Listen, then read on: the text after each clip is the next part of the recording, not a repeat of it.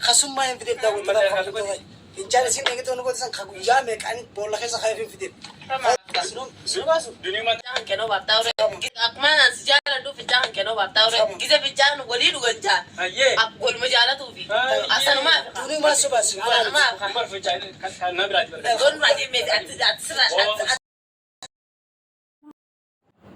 safuudha kan bara kana ashama harka fuunee hordoftoota fi kabajamtoota Mulugeta tuubii akka multanii nagaa keessanii ani nagaa kootii galata waaqayyoo nageenyi koo kan jaalala bakkuma jirtanitti simbira naaf haa ga'u siniin jedha akkam jirtu nagaa keessanii ani nagaa kootii galata waaqayyoo isinillee baga nagaa fayyaa naaf taatanii Mulugeta maal qabattee dhufte hoo jettanii akkuma iskiriin irratti agartan kana jechuudha dhugaa dubbachuudha fi waan dubbatanii nama wallaalchisa dhugaa warri abbaa manaa keessan jechuudha bakka hojiitti ergitanii hojii garagaraatti irratti bobba'ee jiru qabadhaa jaarsa keessan gadi lakkisina maaliif hoo jettanii bara kana sodaachisee jira hundumtuu baheedhaa dhufee abbaa manaa kiyyaa jedhee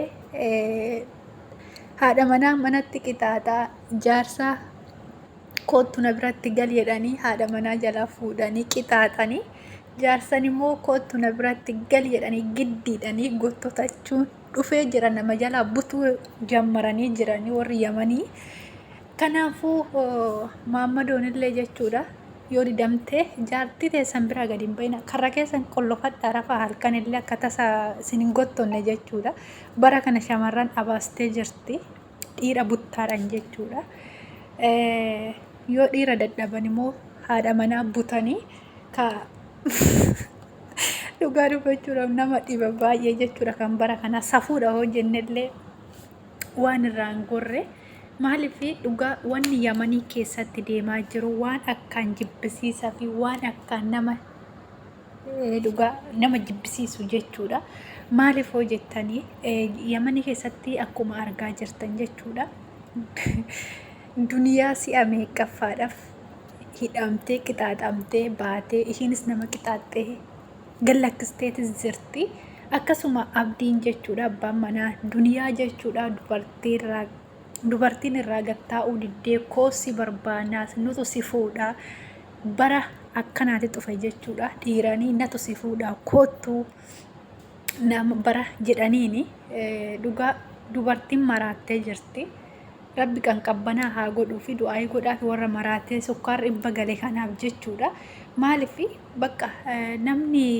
gara gadi bobba'ee xaarratee ilmoo guddifachaa wallaalanii jiranii anatu si barbaade anatu si fuudha kootu na wajjin galii koo mana kiyya galii jedhanii abbaa manaa kan ijoollee qabu haadha manaa kan qabu kan ilmoo ofii biyya ormaa keessatti guddifatu giddiidhaanii kootu natti galii jedhanii gisee gottotatanirra ga'ee jira jechuudha dhugaa warri Yamanii sun keessa jiru dhiirri hin jiru immoo sila kanuma abbaa manaa qabu kanatti dhabaaste kanaafuu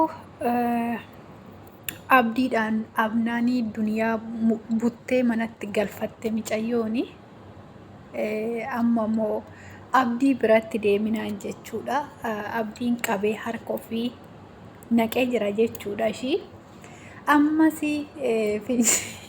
fincaan kanas yoo baasan nama jaalata fincaan obaasanii fincaan kee onuge si jaaladhe na jaalatte waan jettuunidha dhugaa waan nama jibbisiisuu fi waan akkaan safuuti kuni bara dubartiin dhiira barbaadaaf maraattee wayyaa gatte keessa jirra kanaafuu dubartoonni keenya Maammadoo keessan qabadhaa gisee inni fincaan illee gadi ba'u jala gadi ba'a irraa nafina maaliif hoo jettanii hookan dallaala teessee jechuudha faaxeen isin jalaa milissiti Maammadoon biyya keessatti illee kan biyya ormaa kana laaltanii jechuudha cim jechuu qabdan jaartii teessan gad hin lakkisina akkasuma immoo faaxeen illee Maammadoo kee qabadhu sirratti jechuudha dallaa jalaa sitti kaati oduma ishiin tuttu jettu si'alaa fudhatti jaarsa kee waan ta'eef jaarsa kee qabadhu siin jedha. Buttaan dhabaasee jira. Yoo jaarsa dhaban jaartii butuun jammartee jirti dubartoonni garagaltee. Kanaafuu dhugaa dubbachuudhaaf waan akka nama jibbisiisudha. Waan akka fokkosiisaa waan takka ilmaan Oromoo keessatti hin ta'amnetu ta'amaa jira. Giddiidhaan koottu na fuudhi, giddiidha sittan heerumaa, giddiidhaan jaartii ta'e dhiisii koottu natti gali jechuun maal jechuudha? Indee bara akkamii keessa jirra nu? Barri keenya bara akkamiiti? Mee warri lafaa dhufan kun maal barata kanarraa? Dhugaa waan jibbisiisadha jechuudha wanti hojjetamaa jiru kuni. Baay'ee fokkosiisaa waan baay'ee akka nama jibbisiisudha jechuudha dhugaa dubbachuudhaaf. Akkamitti jaarsa haadha manaa qabuuni koottu sin barbaada natti gali jetteeni inni yoo sitti hin galu jedheen immoo jaartii jalaa fuudhanii qixaatu maaltu barbaachise? Yoo danda'an isa qabanii galfachuudha. Yoo dadhabde immoo nama biraa heerumuudha. Yoo namni hin jaalanne akkamiin giddiidha sittan heerumaa na fuudhe? Giddiidhaan haadha manaa sii ta'a jechuun maaliif barbaachise?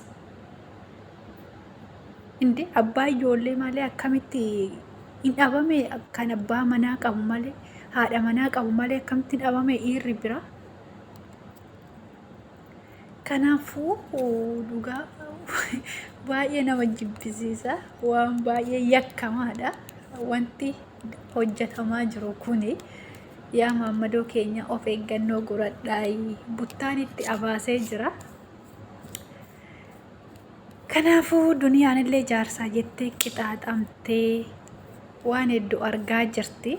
Jaarsa irraa fudhachuudhaaf, jaarsa harkaa butuudhaaf, jaarsa dhabnaan immoo ishumaa butanii kun akkatti haala kana dhukkubsattee waan meeqa taatee itti aanamtee itti garafamtee bakka jaarsaa san butamtee jechuudha. Ka akkamii buttaan kun baay'ee ajaa'iba kan bara kanaa jechuudha. Nama jibbisiisa dhugaa.